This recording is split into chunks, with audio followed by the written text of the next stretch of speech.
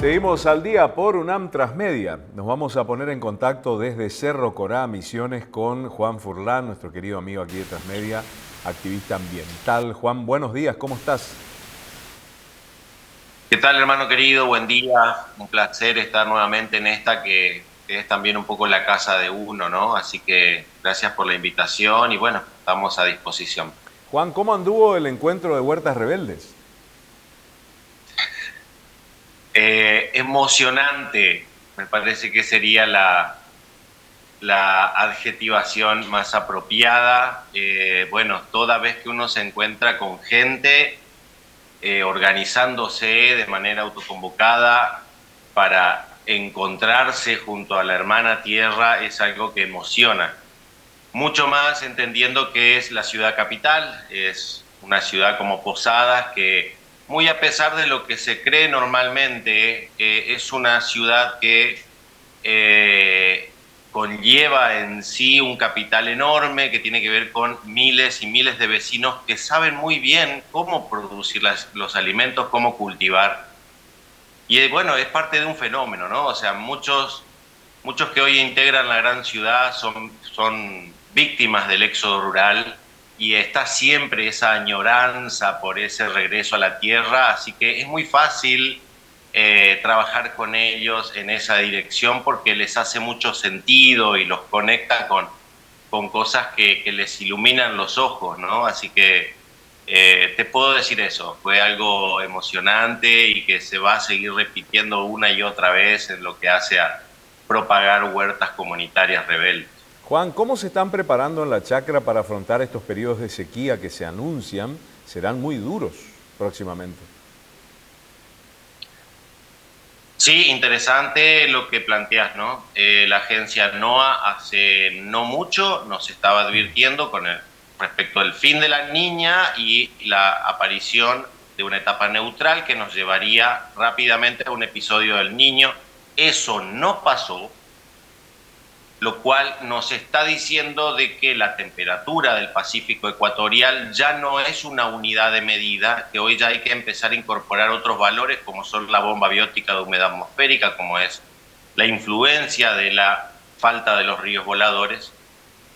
Bueno, ríos voladores que debían estar trayéndonos agua y nos traen humo. Así que, bueno, de lo que estamos hablando, hermano querido, es de las evidencias ya palpables para el público en general de que el cambio climático es un fenómeno que nos va a exigir resiliencia. La resiliencia en la chacra implica adaptación, reformas, cambios, que muchos ya lo venimos haciendo hace bastante. Y bueno, y quien aún no está transitando por esos senderos debería tenerlo dentro de sus prioridades porque claramente vamos rumbo hacia un proceso de desertificación del continente, no es un fenómeno particular ni de Misiones ni de Argentina, sino que es un fenómeno que se ha iniciado, que es irreversible y que impone la necesidad de, bueno, infinidad de cambios porque se trata de reestructuraciones holísticas en el manejo integral de la chacra que tienen total y absolutamente que ver con aquello tan mentado a lo que se conoce como agroecología. Agroecología es eso. Sí. No habría otra manera más idónea de argumentar qué es la agroecología. Es el método de adaptación resiliente frente a las condiciones que nos impone la decadencia y el colapso de un capitalismo que está, bueno, condenado a aspirar a crecer indefinidamente en un planeta con recursos limitados. Juan, así que bueno, en la chacra implica de todo. Sí. Juan, es el momento de profundizar este camino que inició Misiones con su ley de bioinsumos única en el país por sus características, reemplazar los biocidas por estos productos tanto fertilizantes como bioinsumos elaborados a base de organismos vivos que no matan en general, como puede ser el glifosato, el Roundup, que matan todo, sino que estos van controlando la acción de determinadas plagas. Digo, este escenario hace necesario profundizar el camino de los bioinsumos? Creo que a la hora de analizar y sobre todo de difundir estas problemáticas, tenemos que hacer un esfuerzo en acoplarnos al siglo XXI. Me parece que hay debates que ya son total y absolutamente caducos e inconducentes, ¿no? Es decir, esto que vos estás planteando es un planteo idóneo del siglo XX. Es decir, che, mira, en virtud de la contaminación, en virtud del daño al medio ambiente, fijémonos si vamos haciendo una transición. Bueno, el siglo XXI tiró por tierra todos esos basamentos de debate, porque hoy ya no se trata de la búsqueda de mejores condiciones de vida para el productor o la búsqueda de la producción de alimentos más saludables. Yo creo que tener la capacidad de actualizarnos nosotros como divulgadores es esencial, y a veces nos cuesta reconocer las implicancias del fenómeno al que estamos sometidos en virtud del cambio climático. ¿Qué te quiero decir con esto? La agroecología no es una forma alternativa de producir. La agroecología es el único camino que existe. ¿Ves? O sea, entonces, todos los avances que ha hecho la provincia de Misiones son aún insignificantes porque denotan la necesidad o delatan la necesidad de un cambio participativo, comunal, municipal, que requiere mucho más involucramiento. Pero no obstante, aún así, con todas nuestras dificultades y limitaciones, venimos siendo la vanguardia, pero a nivel planetario. Así que fíjate vos, lo que intento comunicarte es: la agroecología no es otra cosa más que la garantía de la seguridad alimentaria del planeta. ¿Ves? Entonces eso ya no está en debate. No está en debate de que si es mejor el químico o el orgánico. ¿Por qué? Bueno, porque ya no hay más químico. Se terminó. O sea, el pico del petróleo, el colapso general, la erosión de los suelos, el colapso de la biodiversidad y del ambiente hace de que ya no se pueda. O sea, no se puede. Es físicamente imposible. Fíjate que estamos haciendo la experiencia de trigo agroecológico, y es un trigo que viene de manera impecable, y cuando todas las noticias a nivel nacional nos están diciendo de que el trigo convencional del agronegocio está fracasando en la pampa húmeda. Y entonces, ¿qué es lo que está diciendo? De que el único camino es la agroecología, ¿ves? No está en debate.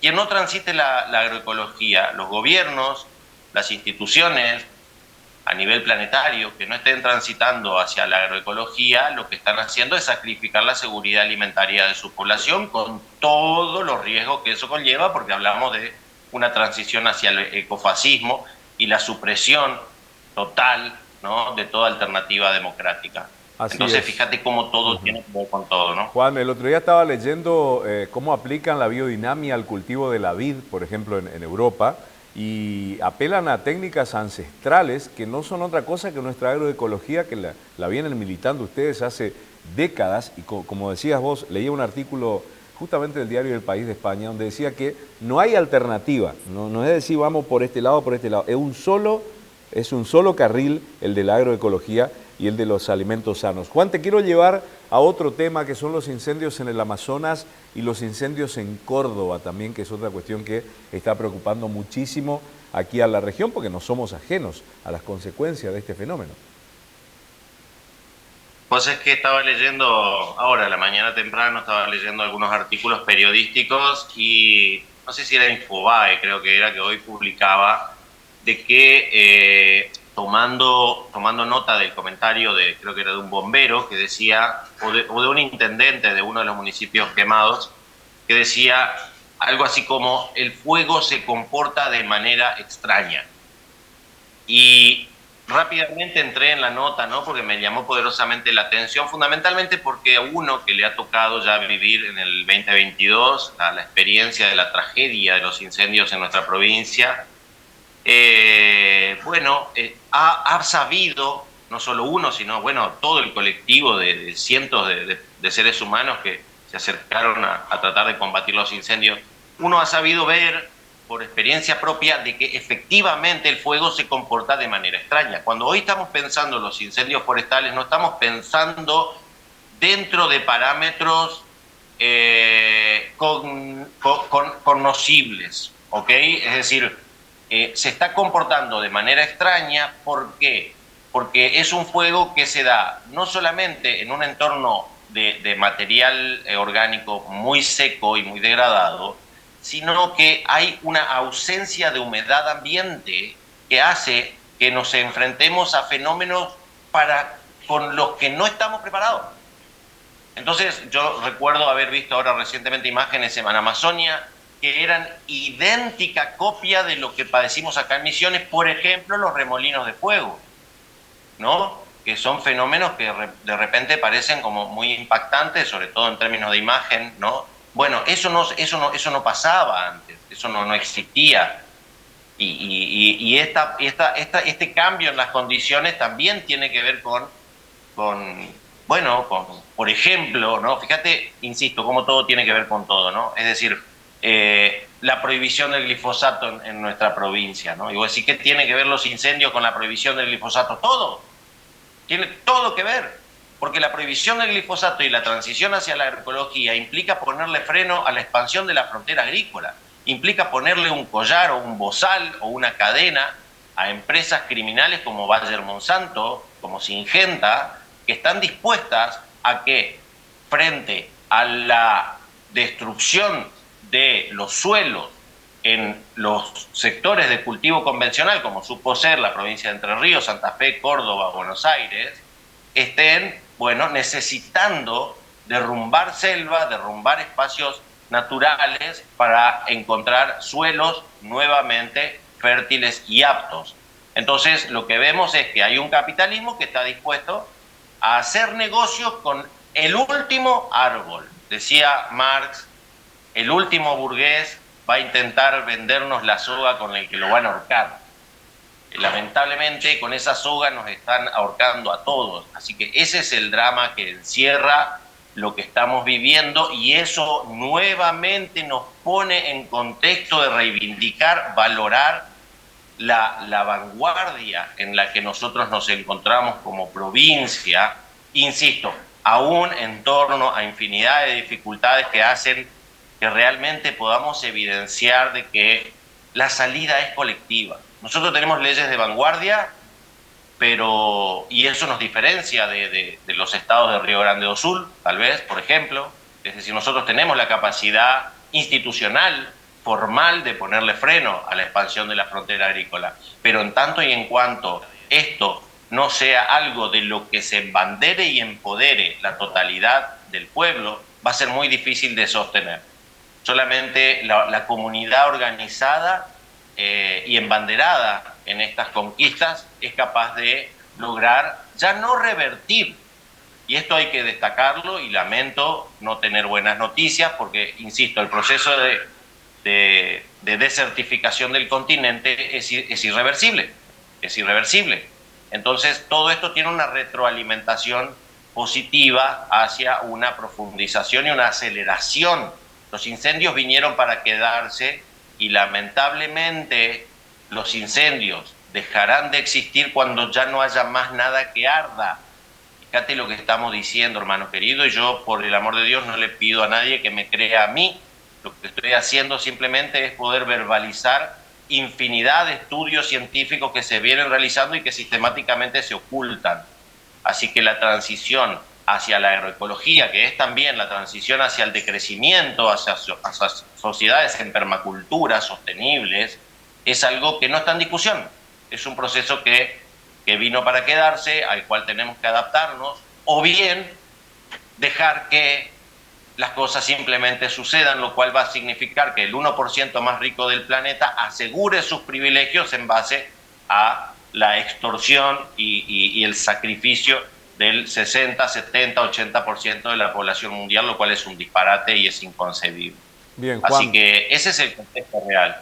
Sí. Muchas gracias por esta comunicación, clarísimos los conceptos, y estamos en contacto. Te mando un abrazo. Listo, hermano querido, fuerte abrazo y me alegra muchísimo que la universidad se ponga a la altura de estas cuestiones y nos empecemos a debatir estos problemas. Bien, muchas gracias. Juan Furlan, militante de la agroecología, activista agroecológico, hablaba con nosotros aquí en UNAM Transmedia. Pausa y ya volvemos.